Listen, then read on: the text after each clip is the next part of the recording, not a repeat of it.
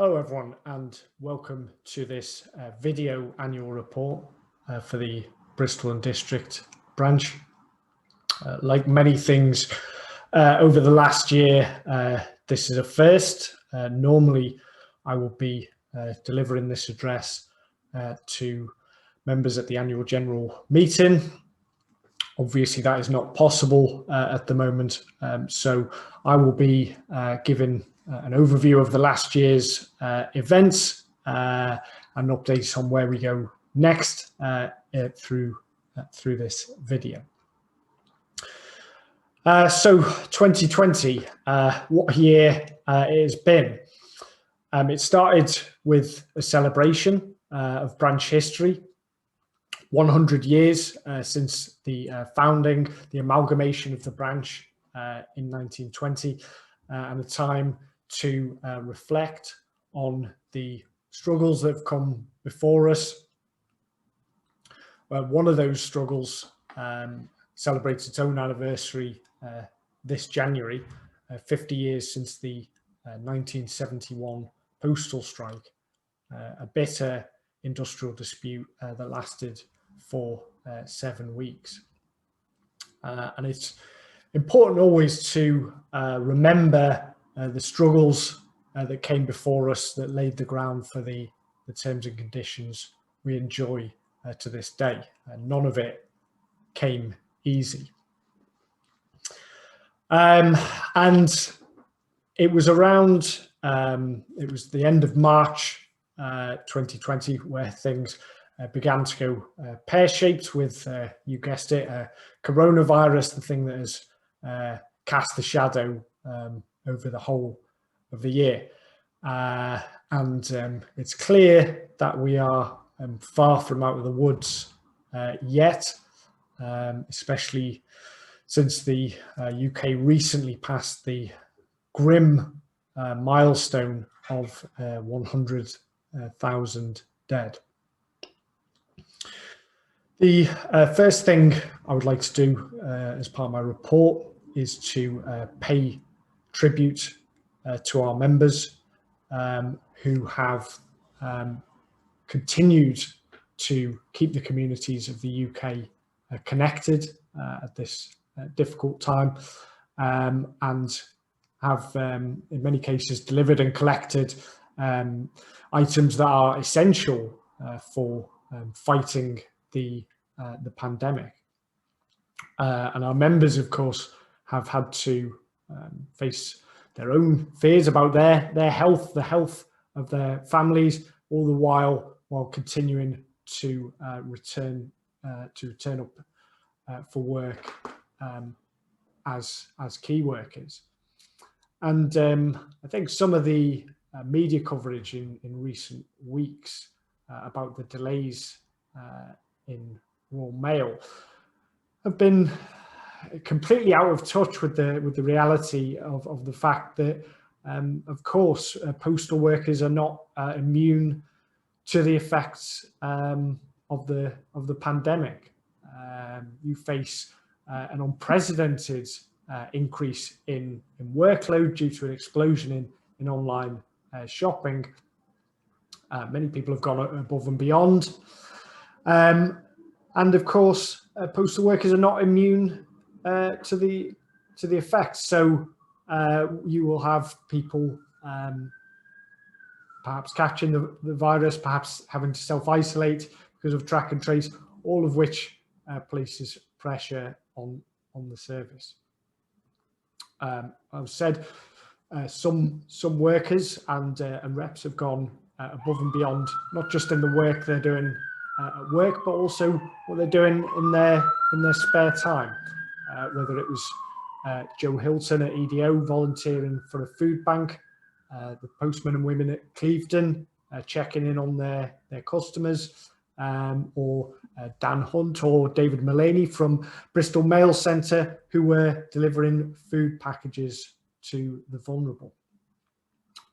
I'd also like to pay tribute to our area and local reps who have faced an extremely difficult year, perhaps one of the hardest years to be a trade union rep, dealing with all those same pressures, but also dealing with the fact that we've been in a national dispute, and reps have done their best to push the employer on shielding for vulnerable members to do the right thing.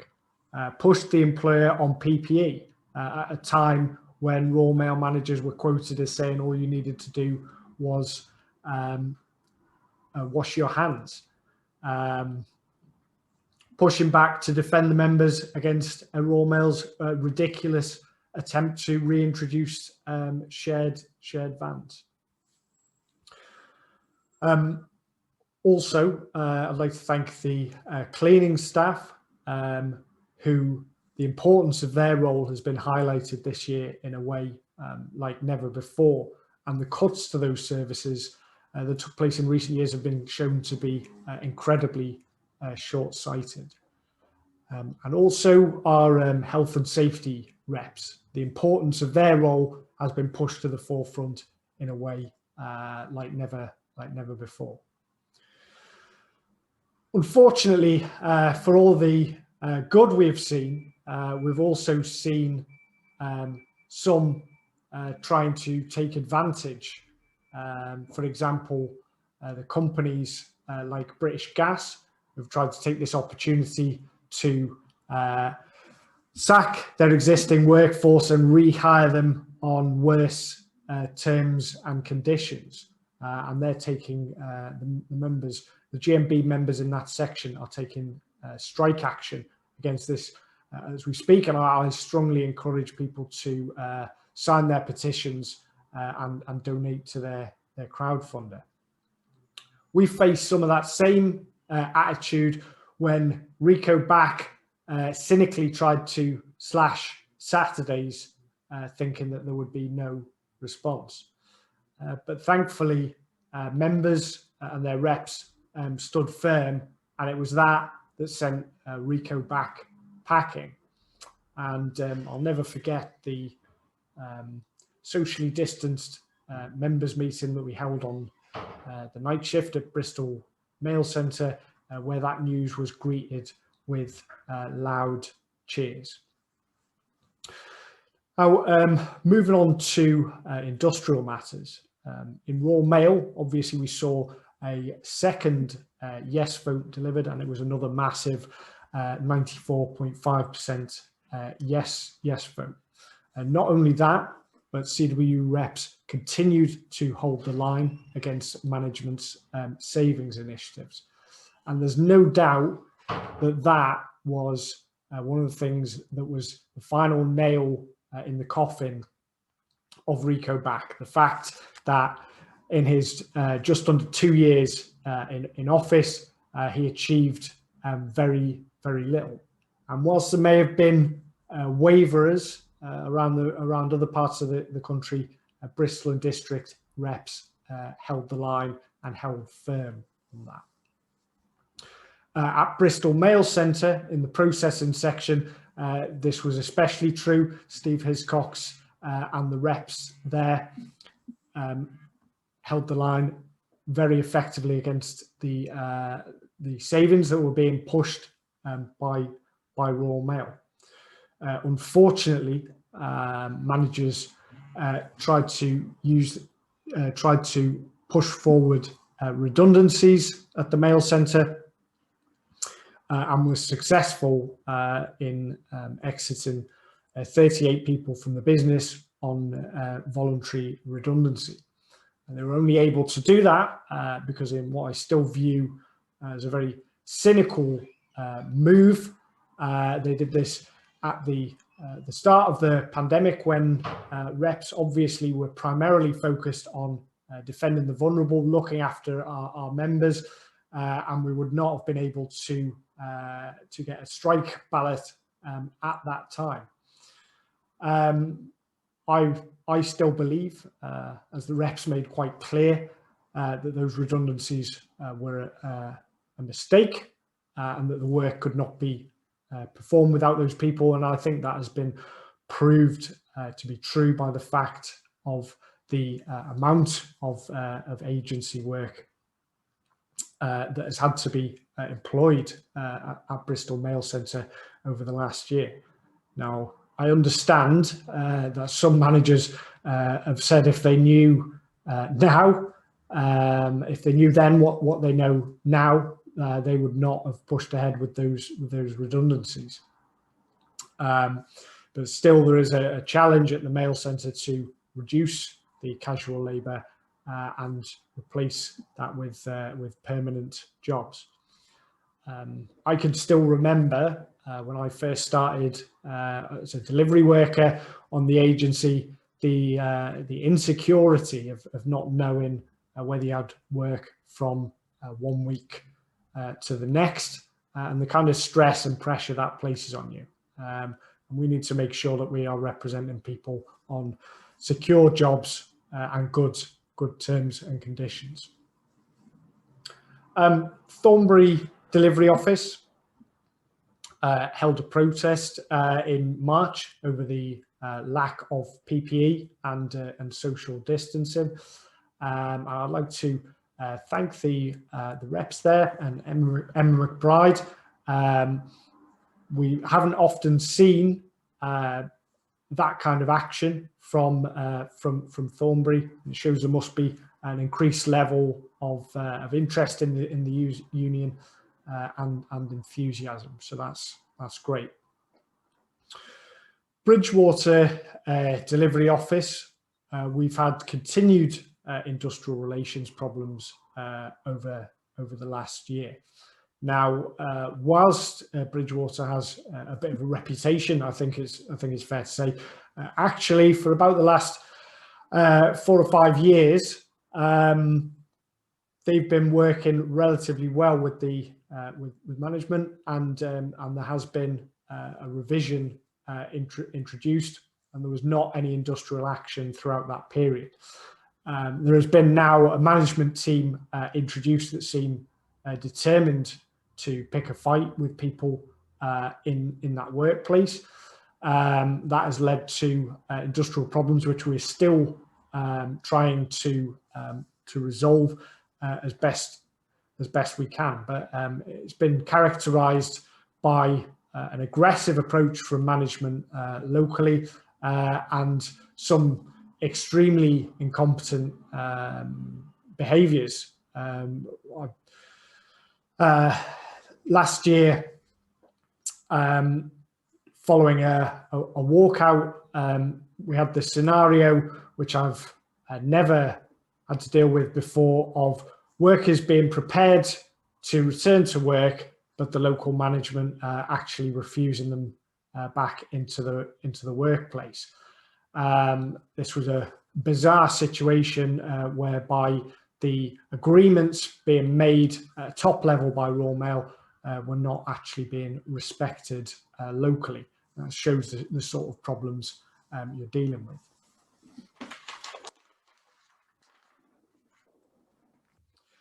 In Parcel Force, the big news obviously was the averting the threat of TUPE, which we believe would have been the start of selling off that section, which would inevitably have led to an attack on terms and conditions. And it's shown the real meaning of solidarity that workers in Royal Mail letters were prepared to stand up in defence of their colleagues in Parcel Force, because we all knew that they might start picking on a smaller section first, but once that happened, it would move on to the rest of us and move on to the break-up of the company more widely. So credit to the members again for that. In delivery, Sam Fry and Ben Watts continue to work unbelievably hard on the usual day-to-day membership problems, but now dealing with many of the other issues that have been thrown up by the pandemic. Ben Watts has stepped up to the position of branch chair this year and has taken to it with his usual enthusiasm and professionalism. In Bristol Mail Centre distribution and collections, we've faced a lot of problems with the way management have been treating people. Some of it over the last year was disgraceful. We're talking about having people in tears. That is not something that anyone should expect when they attend for work. Members made it clear to us that they weren't prepared to accept this any longer, and as a result, an employee relations review was requested.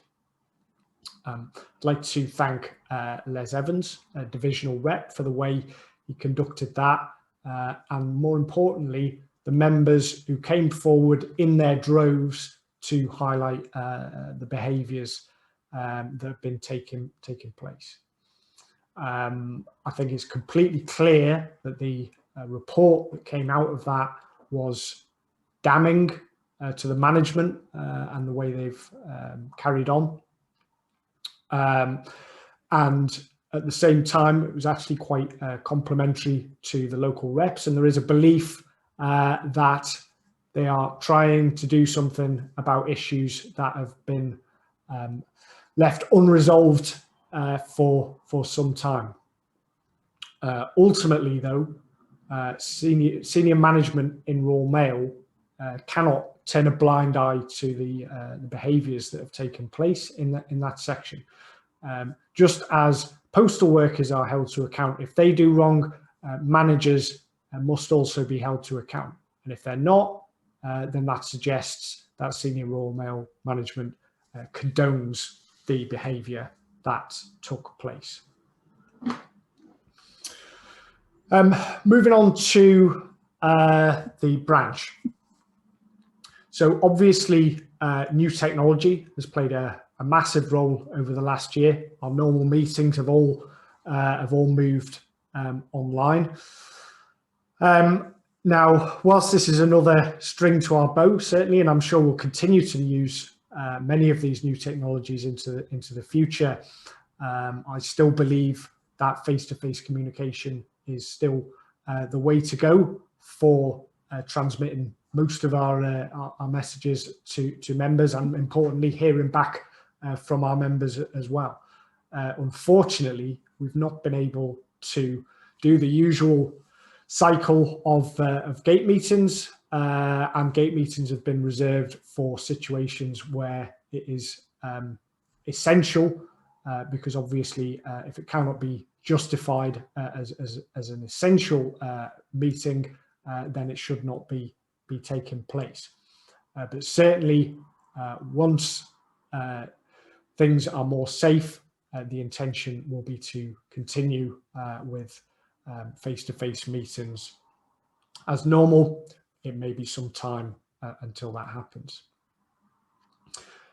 In the area of recruitment and organising, we have seen a dip in branch membership over the last year. It's mainly been due to a reduction in staffing in Royal Mail Group, particularly the redundancies at Bristol Mail Centre.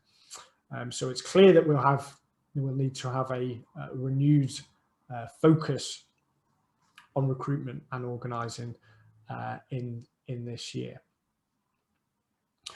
Training has not been able to take place as normal for our representatives, but I have to say that Andy Cousins and Nick Gardner have done a fantastic job delivering some short online training courses, which cannot be a replacement for our usual training courses, but do help to ground our reps in some of the basics.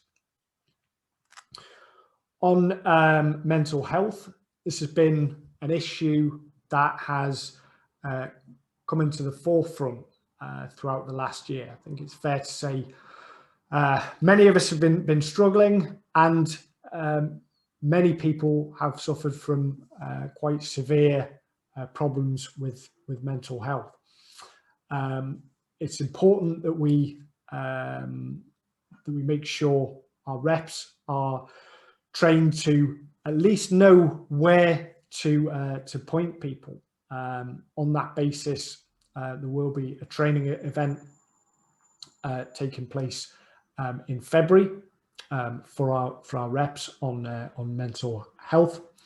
I'd also like to say that the wellbeing room that has been set up at Bristol Mail Centre by Mike Grace and others is a very positive initiative. On the branch finances, they're in good shape at the moment. I'd like to thank Kathy Chilcott for continued diligence in her role as the Treasurer. And Rachel Daly is playing an active role for women in the branch and now representing women at regional level, and has been doing a good job with that. Now, finally, I'd just like to talk a bit about where we go in the coming year.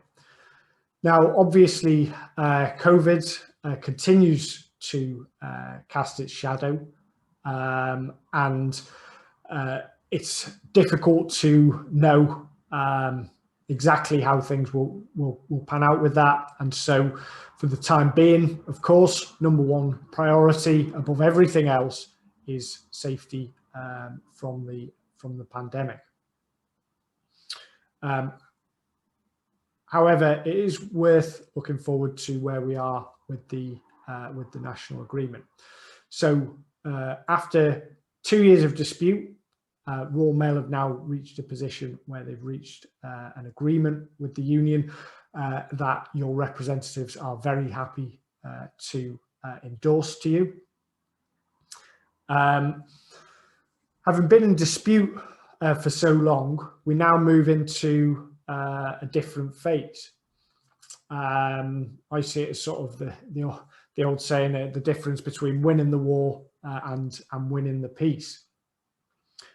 So there are opportunities within the national agreement, opportunities to reduce agency staffing, opportunities to increase full-time employment, opportunities to offer innovative duty patterns like the 9-day fortnights. But these opportunities will only be there if we embrace the change that we know is coming in the industry. And also, they're only words on paper unless we bring them to life.